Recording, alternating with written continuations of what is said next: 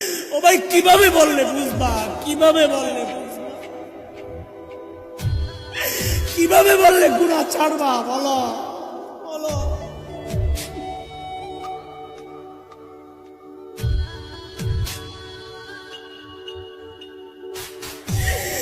সন্তান চলতেছে জাহান্নামের দিকে, বিবি চলতেছে জাহান্নামের দিকে, আমি চলতেছি জাহান্নামের দিকে, অথচ মালিক ডাকতেছেন, আয় শোন না শোন না শোন, ওয়াল তানজুর নাফসুম মা কদ্দামাত লিগাদ।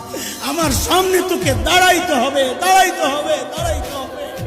কি নিয়ে আসবি এখন থেকে চিন্তা কর, কি নিয়ে আসবি, কি আছে বুঝি বলেন। আমার তো নাই কিচ্ছু, আপনাদের হালত কি বলে? এই তো চিন্তা করলে অস্থির হয়ে যায়। হায় হায়, যৌবনের 32টা বছর কোন কামে ব্যয় করলাম।